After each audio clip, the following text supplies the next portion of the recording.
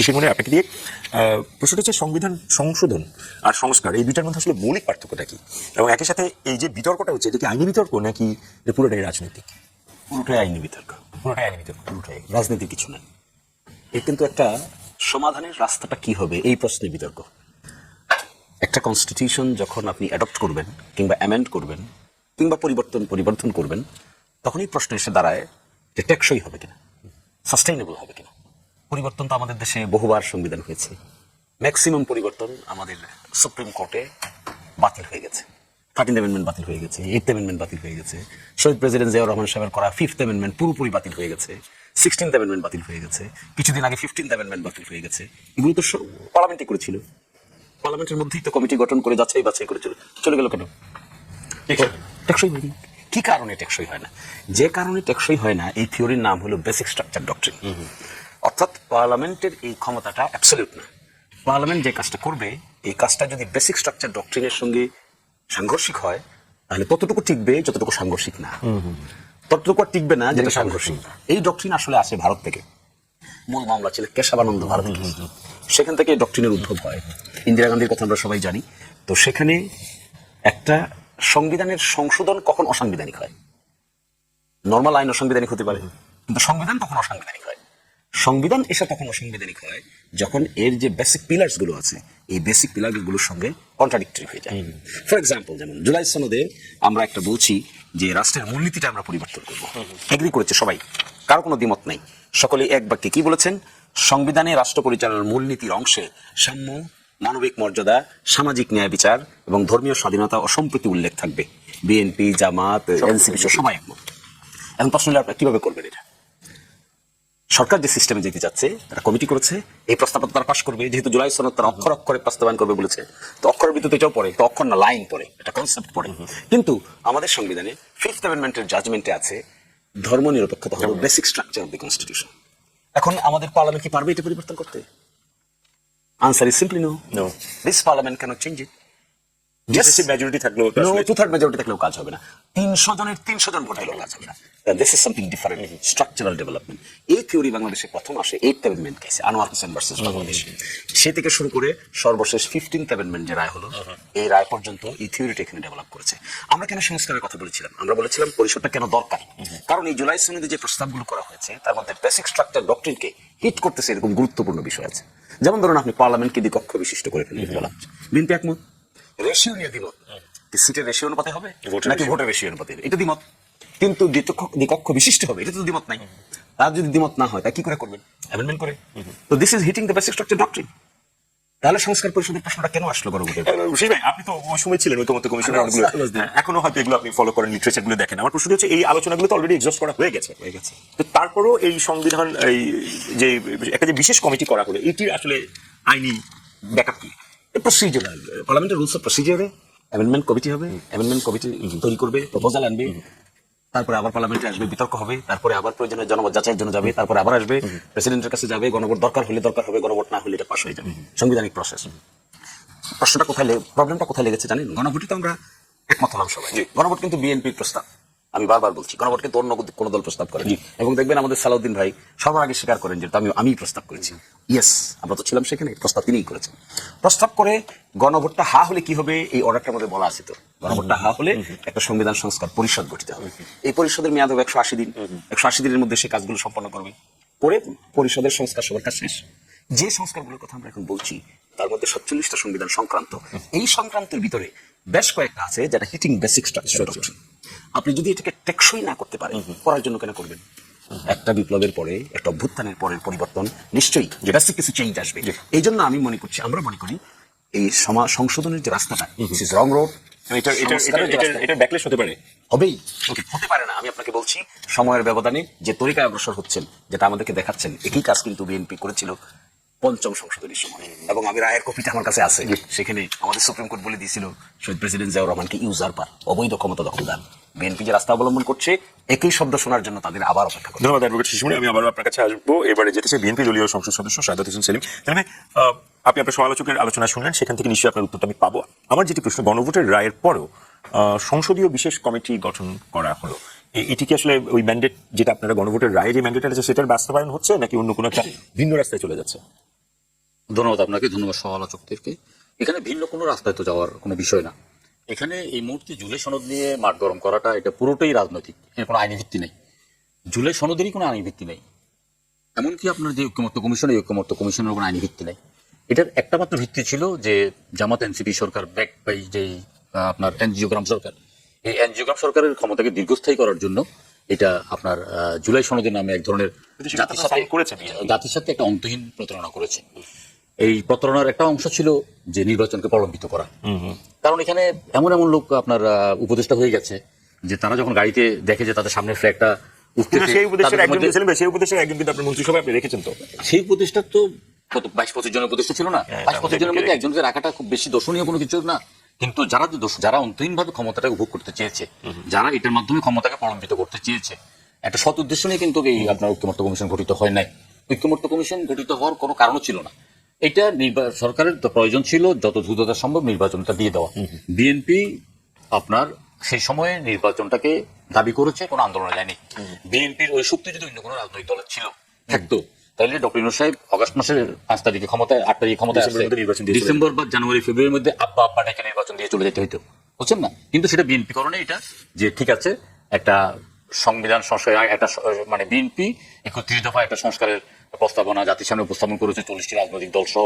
এর বাইরে যদি কোনো আলোচনা হয়, এখন এখানে একটা কমিশন ঐক্যমত্য কমিশন গঠন করেছে। ঐক্যমত্য কমিশন গঠন করার পরে জুন মাসের 2 তারিখে যখন তার আগে দিয়ে বিভিন্ন রাজনৈতিক দলের কাছে 166টা আপনার প্রস্তাবনা পাঠিয়েছে। 166 দাবির মধ্যে কি দাবি? যে 17 বছরের আপনার কিশোরকে ভোটার করতে হবে, 23 বছরের প্রার্থী বানাতে হবে। তখন আমরা বুঝে গেলাম যে জিনিসটার মধ্যে কিছু গরমিল আছে। এবং আমাদেরকে আপনার পররাষ্ট্র মন্ত্রণালয়ের অডিটোরিয়ামে বসিয়ে রেখে ডক্টর ইউনূসকে 5 বছর জন্য ক্ষমতায় দেখতে চাই, তারপরে শেখ হাসিনা ফাঁসি ছাড়া কোনো নির্বাচন হবে না, তারপরে আপনার এখানে স্থানীয় সরকার নির্বাচন করতে হবে, পিআর পদ্ধতি নির্বাচন করতে হবে। মূলত আলোচনাগুলো এটা। এবং তারা যেই আলোচনাটা মানে অল্প সময় শেষ করতে পারতো, এটাকে শুধুমাত্র একদম রবারের মতো প্রলম্বিত করা শুরু করলো। ডক্টর ইউনূস সাহেব মানে আমাদের সামনে স্পষ্ট ভাষায় বলেছেন, যতটুকু প্রশ্নে আমরা ঐক্যমত্য হব ততটুকু আমরা বাস্তবায়ন করার জন্য আমরা সুপারিশ করবো, ততটুকু বাস্তবায়ন হবে। কে কোন প্রশ্নে ঐক্যমত্য কমিশনের সাথে অথবা কে কোন প্রশ্নে দ্বিমত করতেছে সেটাও আমরা জাতিকে জানিয়ে দেবো। এবং এটা লাইভ শোতে জাতিকে জানিয়ে দেওয়া হয়েছে। আমরা 84টা প্রশ্নে আমরা আলোচনা করেছি। তার মধ্যে আপনার 16টা প্রশ্নে বিভিন্ন রাজনৈতিক দল নোট অফ ডিসেন্ট দিয়েছে। যে শিশিরমণি সাহেব যেটা বলেছেন যে আপনার রাষ্ট্রের মূলনীতির ব্যাপারে সব পক্ষ একমত হয়েছে, রাষ্ট্রের মূলনীতির ব্যাপারে সব পক্ষ একমত হয় নাই। সিপিবি, জাসদ, বাসদ, তারপরে আপনার বাসদ মার্ক্সবাদী, তারপরে আপনার গণফ্রন্ট, এরা কিন্তু আপনার এই বিষয়ে একমত হয়নি, নোট অফ ডিসেন্ট দিয়েছে, কোনো না কোনো নোট অফ ডিসেন্ট দিয়েছে। আমরা আলোচনা করতেছি, একটা আলোচনা শেষ হওয়ার পরে আগে আরেকটা আলোচনা চলে যাচ্ছে, আমরা প্রতিদিন এসে আমাদের অসন্তোষটা প্রকাশ করছি যে এটা আলোচনাটা। একটু যদি বিনয়ের সাথে আপনাকে প্রশ্নটা করি, ওই পর্বগুলোতে আপনারা শেষ করে নির্বাচন দিয়েছেন, আপনারা গণভোটের জন্য ক্যাম্পেইন করেছেন, তার মানে ওই আলোচনাতে এখন আমরা যদি না থাকি, একেবারে লেটেস্ট আলোচনা যেটা থাকে গণভোটের রায়ের পরে, আমার প্রশ্ন যেটি ছিল সংবিধান সংশোধন বা সংস্কারের জন্য বিশেষ কমিটি কি আমাদের করার কথা নাকি? এছাড়া তো কোনো অন্য কোনো প্রত্যেকটা আমার কাছে জুলাই সনদ আছে। আমি আপনাকে বলি, কোনো একটা রাজনৈতিক দল এখানে গণভোটের কথা বলেনি, একটি মাত্র রাজনৈতিক জাতীয় পার্টি ছাড়া আর কোনো রাজনৈতিক দল। আমি আমার কথা শেষ করতে দেন। এখন এই যে আমরা আলোচনা করছি, আলোচনা পরবর্তীকালে এটার মানে কিভাবে বাস্তবায়ন করবো এই প্রশ্নে কিন্তু কেউ একমত হতে পারছে না। কেউ বলছে অডিয়েন্সের মাধ্যমে, কেউ বলছে অন্য কিছুর মাধ্যমে। তখন কিন্তু সালাউদ্দিন সাহেব বললেন যে গণভোটের ব্যাপারে, তখন অধিকাংশ রাজনৈতিক দল বললো যে গণভোট তো সংবিধানে নাই। তখনই সালাউদ্দিন সাহেব বললো যে হ্যাঁ গণভোট সংবিধানে নাই। আবার যেহেতু আমরা বিভিন্ন মানে অধিকাংশ রাজনৈতিক দল জাতীয় আশঙ্কার পক্ষে থেকে যদি মানে আমরা যদি গণভোটের পক্ষে থাকি, সেটাও যে মানে সংবিধানে মানে করে না, মানে এটা এগ্রি করে না, এরকম কোনো কিছু তো নাই। তাহলে এটা সমাধান কি? একটা গণভোট হলে কিন্তু পরবর্তীকালে সংবিধান সংশোধন করার পরে আবার একটা গণভোট করতে হবে। এটা আমরা আমরা নির্বাচন করেছি কি, আমি সংসদ সদস্য হিসেবে নির্বাচন করেছি, নির্বাচিত হয়েছি। শিশিরমণি সাহেব সংসদ সদস্য হিসেবে নির্বাচন করেছেন। আমরা ভোট চেয়েছি, আমরা জাতীয় সংসদে কথা বলতে চাই। আমরা কিন্তু ওই গণপরিষদ বা গণপরিষদের কোনো কথা বলে ভোট চাইনি, দুইটা শপথ নেব এটা বলি নাই। এখন আপনাকে তো সংবিধান সংশোধন করতে হলে আপনি যে পদ্ধতি চাই আপনি যত কিছুই করেন, আপনাকে কমিটির মাধ্যমে এসে আপনি কি প্রশ্নে আপনি পরিবর্তন করবেন। আমরা যেমন অনেকগুলো স্ট্রাকচার কি করতে পারে, বেসিক স্ট্রাকচার, এখানে বেসিক স্ট্রাকচার হাত ধরতে কোনো কিছু নাই। যেটা বলেছেন পঞ্চম সংশোধনী, সেটা আপনার গায়ের জোরে ওই পাগলামানিক যেটা আছে, কুত্তামানিক না পাগলামানিক বলে, এটাকে বাতিল করেছে ইন্টেনশনালি। এরপরে আর যেটা অষ্টম সংশোধনী, সেটা তো তখন আমরা প্রত্যেকের বিরুদ্ধে ছিলাম, আইনজীবীরা বিরুদ্ধে ছিল, বিচারপতির বিরুদ্ধে ছিল, কারণ রাষ্ট্রের স্ট্রাকচারটাকে ভাঙা যাবে না সেটা। আর তত্ত্বাবধায়ক সরকার প্রশ্ন, যেটা তত্ত্বাবধায়ক সরকার তো একটা আপনার এমজিএস কিউরিরা এটা বিপক্ষে ছিল যে তত্ত্বাবধায়ক সরকার ব্যবস্থা থাকতে হবে, তারপর এটা আপনার ডিভাইডেড একটা ইয়ে ছিল, এবং এটা যখন আপনার শর্ট রায় পাওয়া হয়েছে তারপরে দিয়ে যে রায় দেওয়া হয়েছে 22 মানে মাস সময় নিয়ে, সেটা পরবর্তীকালে আমরা দেখেছি যে এটা এখন বাতিল করেছে। তো সুতরাং এখানে আপনার সংবিধান সংশোধন, কোনো জটিলতা আপনি দেখছেন না? আমি কোনো জটিলতা দেখতেছি না। সংবিধান সংশোধন যেটা করা হয়েছে, যে কমিটির মধ্যে 4টা বা সম্ভবত 4টা পদ খালি আছে, 5টা পদ খালি আছে, 5টা পদ ওনারা আসবেন, ওনাদেরকে আসতে হবে। ওনারা যদি না আসেন তাহলে আমরা যেটা জাতির সামনে অঙ্গীকার করেছি জুলাই সনদের, এই যে আমরা যে আপনার যে অঙ্গীকার করেছি, অঙ্গীকারের কোথাও কিন্তু লেখা নাই, এই অঙ্গীকারের কোথাও লেখা নাই যে গণভোটের মাধ্যমে এটা বাস্তবায়ন করা হবে। আপনার এই অঙ্গীকারের কোথাও লেখা নাই যে আপনার এই বিশেষ আপনার কি সংবিধান সংশোধন পরিষদের মাধ্যমে এটা বাস্তবায়ন হবে, এবং ইভেন কি জামাত ইসলামের ইয়ে নাই। সুতরাং এখানে যেটা আমি কোনো জটিলতা দেখতেছি না। অন্তর্বর্তী সরকার যে কাজগুলো করেছেন, অনেকগুলো কাজ করেছেন যেটা ওনাদের একটি বহির্ভূত কাজ, সেই কাজগুলোর মধ্যে দিয়ে আমরা অনেকগুলো কাজকে আমরা এটাকে এগ্রি করেছি, অনেকগুলোকে আমরা এখন পর্যন্ত এটা আইনের মধ্যে নাই, এটা এখন এটা অটোমেটিকলি বাতিল হয়ে গেছে। সুতরাং সংবিধান সংশোধন যেটা কমিটি গঠন করা হয়েছে, এই কমিটি আলোচনা করবে সংবিধানের মূল স্ট্রাকচার বলতে। এখন তো সংসদীয় গণতন্ত্রের, আমরা তো আর রাষ্ট্রপতি শাসিত সরকার যাচ্ছি না, আমরা সংসদীয় গণতন্ত্রের মধ্যে থেকেই আমরা আমাদের যে স্ট্রাকচারটা, তত্ত্বাবধায়ক সরকার ব্যবস্থা, তারপরে প্রধান বিচারপতি নিয়োগ করার ব্যাপারে রাষ্ট্রপতির ক্ষমতা ইত্যাদি ইত্যাদি ইত্যাদি ইত্যাদি যে বিষয়গুলো, আমরা সেই বিষয়গুলো আমি দৈনিক ইত্তেফাকের নির্বাহী সম্পাদক সালাউদ্দিন আপনার কাছ থেকে একটু শুনতে চাই, এই সংবিধান সংশোধন বা ওরফের সংস্কারের এই দ্বন্দ্ব শেষ পর্যন্ত আসলে কোথায় গিয়ে থামবে? আপনি দুজন আলোচকের কাছ থেকে আমি কমপ্লিটলি দুটো ভিন্ন চিত্র পেলাম, আপনার কাছ থেকে কোন চিত্র পাই দেখি? আপনি তো তাই বললেন, আমার দুইজনই প্রিয় ভাই। শিশির ভাই তো শুরুতেই বললেন যে বিষয়টা আইনি এবং সাংবিধানিক বিষয়, আমিও একমত, কিন্তু আমি মনে করি সমাধানটা রাজনৈতিক। বিষয়টি আইনি হইল, সমাধানটা রাজনৈতিক। আমার ভাই সেলিম ভাই উনি উনার দলের যা যা অবস্থান সবই উনি এখানে পরিষ্কার করলেন, কিন্তু জাতি কি দেখতে চায় জুলাই অভ্যুত্থানের পর? জাতি দেখতে চায় এটা একটা সমাধান। এইবার এমন একটা সংসদ আমাদের সামনে আছে, এরা অতীতে বন্ধুর মতো ছিল এবং বন্ধুর মতো তারা লড়াই করে একটা ফেসিবাদকে সরাইছে। এখন সংবিধান সংশোধন করে কমিটি করে যে করা যাবে না তা না, করা হয়তো যাবে, যাওয়ার পরে আরেকটা জিনিস লাগবে, যেটা ওই ঘোরার আগে গুরু কি বলে না, কিসের আগে কি লাগছে, ঘোরার আগে গাড়ি লাগছে। তো যেমন গণভোটটা কোন সংবিধানের মৌলিক কাঠামোর পরিবর্তন আপনি যদি করতে চান, যেটা শিশির ভাই ভারতের একটা মামলার রায় দিয়েও বলেছেন, সেটা পরিবর্তন করার ক্ষমতায় এই সংসদ সদস্যদের নাই। নাই কেন এটা সংবিধানই বলে দিছে, আবার নাই কেন এটা আদালতও বিভিন্ন সময় তার জাজমেন্ট বলে দিছে, যেটা একটা কথা উনি বলেছেন।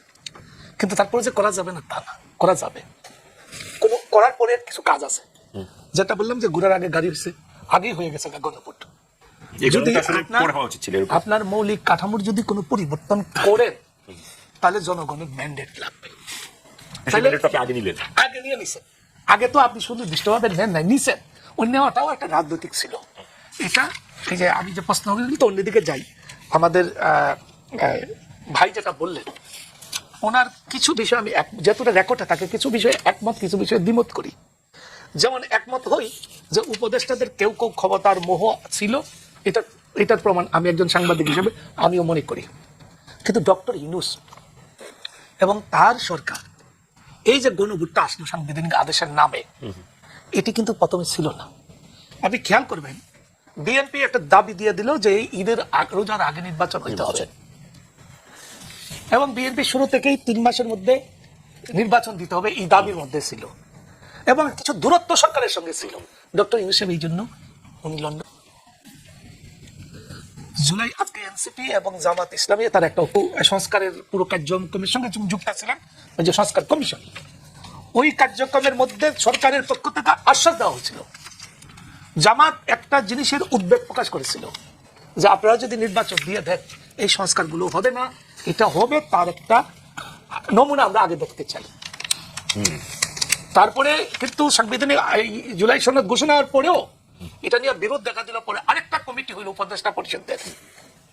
তারপরে এটা কিন্তু এই যে ঘোরার আগে গাড়ি জুড়ে দেওয়া হয়েছে, জগা কিছু করা হয়েছে কেন জানেন? রাজনৈতিক ঐক্যটা ঠিক করে এটা নির্বাচন দ্রুত সময়ের মধ্যে করানোর জন্য। ওই সাংবিধানিক আদেশ জারি করার পরে জামাত এবং এনসিপি তারা একটু ঠান্ডা হয়েছে, এরা আসছে। এখন আমি আবার আগের জায়গায় যাই, পুরো বিষয়টা রাজনৈতিক এবং আন্তরিকতার বিষয়।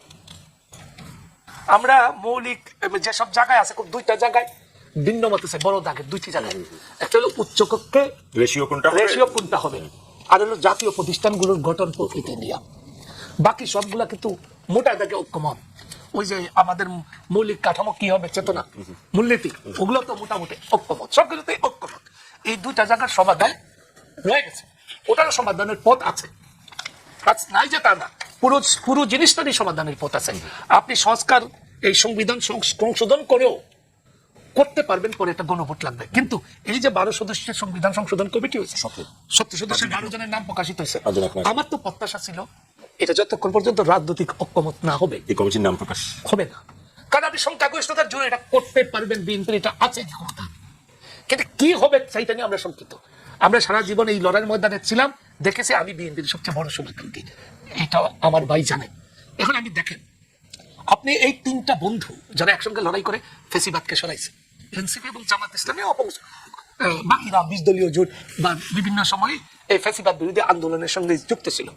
আপনি গায়ের জোরে করবেন, যদি জামাত সংসদে না যায়, এনসিপি না যায়, আমরা তো এই কালচার দেখেছি, তাহলে আমরা এই সংসদটা অকার্যকর হয়ে যাবে। আপনি বলবেন কেন সংসদকে আওয়ামী লীগ চালায় নাই? আওয়ামী লীগ তো বিনা ভোটে সরকার গঠন করে চালাইছে, সবকিছুই চালানো যাবে।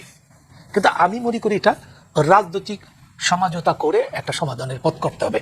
সেটা সংস্কার করেও করা সম্ভব, সংশোধন করেও সম্ভব, কিন্তু ওই যে একটা রাজনৈতিক একটা বৃহত্তর সমঝোতা লাগবে।